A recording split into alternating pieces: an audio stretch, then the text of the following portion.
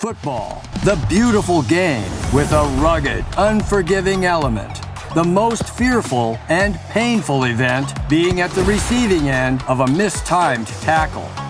And among the regions of the leg, the major victim of these crunching tackles is the shin. So why are shins so vulnerable? And how do the shin guards designed to protect shins work?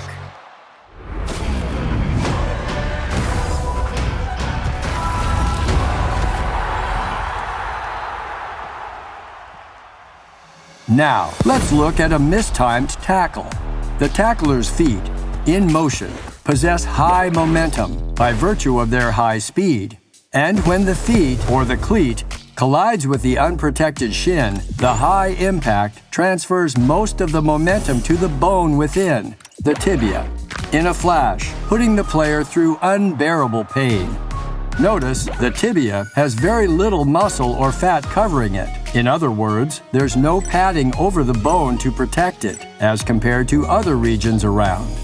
And any injury or fracture to the tibia could take almost months to recover. So to provide that much-needed padding, the shin guards, the all-important protection gear with a hard shell and a soft inner lining, comes into the picture. In the presence of a shin guard, as the cleat hits the guard, the hard outer shell bears most of the impact and spreads it over a broader area, whereas the soft inner lining of foam absorbs the impact from the shell and reduces the momentum over a period of time, which dampens the overall impact before it reaches the shin. In other words, the force of impact varies inversely with the time within which the impact occurs. Newton's second law of motion. And it's the same principle that protects a tortoise from external threats. A hard outer shell with an inner lining of a sponge-like material.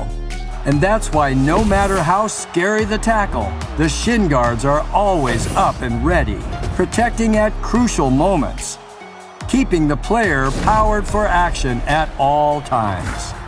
Other than the shin guard, what are other items of protective clothing that football players wear? Keep watching Goal to Goal for all things science and football.